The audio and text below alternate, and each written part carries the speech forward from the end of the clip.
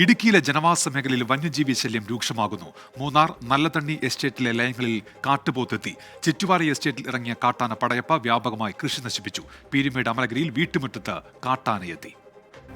ആന, പുലി, കാട്ടുപോത്ത്, കടുവ ഈ വന്യമൃഗങ്ങൾ ഇപ്പോൾ കാട്ടിലല്ല നാട്ടിലാണ് സ്വൈര്യവിഹാരം നടത്തുന്നതെന്നാണ് നാട്ടുകാർ പറയുന്നത്. ഓരോ ദിവസവും പുറത്തു വരുന്ന വാർത്തകൾ അത് ശരിവെക്കുകയും ചെയ്യുന്നു. സത്യത്തിൽ വന്യജീവി ശല്യത്തിൽ പൊറുതി മുട്ടിയിരിക്കുകയാണ് നാട്ടുകാർ എന്നതാണ് യാഥാർത്ഥ്യം.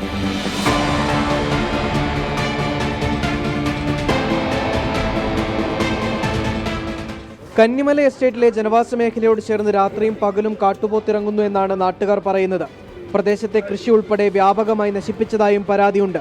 എസ്റ്റേറ്റ് ലയങ്ങളോട് ചേർന്നാണ് കാട്ടുപോത്തിറങ്ങിയത്. കഴിഞ്ഞ 2 ആഴ്ചയായി ചിറ്റുവാര എസ്റ്റേറ്റിലാണ് പടയപ്പയുള്ളത്. RRT നിരീക്ഷണമുണ്ടെങ്കിലും കണ്ണുവെട്ടിച്ച് ജനവാസ മേഖലയിൽ ഇറങ്ങുന്ന കാട്ടാന വ്യാപകമായി കൃഷി നശിപ്പിക്കുന്നുണ്ട്. ആനയെ തുരത്താൻ അടിയന്തര നടപടി ഉണ്ടാകണമെന്നാണ് നാട്ടുകാരുടെ ആവശ്യം.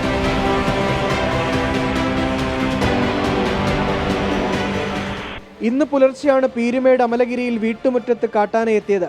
വാണിയപ്പുരയ്ക്കൽ ഏലിയാമ്മയുടെ വീടിന് മുൻപിലെത്തിയ കാട്ടാന ഏറെ നേരം ചുറ്റിക്കറങ്ങിയ ശേഷം കാട് കയറി. പ്രദേശത്ത് കാട്ടാന ശല്യം രൂക്ഷമാണെങ്കിലും വീട്ടുമുറ്റത്തെത്തുന്നത് ആദ്യമായാണ്. വനം വകുപ്പിനെതിരെയാണ് നാട്ടുകാരുടെ പരാതി. വനം വകുപ്പിന്റെ നിസ്സംഗതയാണ് വന്യജീവികൾ നിരന്തരമായി നാട്ടിലേക്ക് ഇറങ്ങാൻ കാരണമെന്നാണ് ആരോപണം.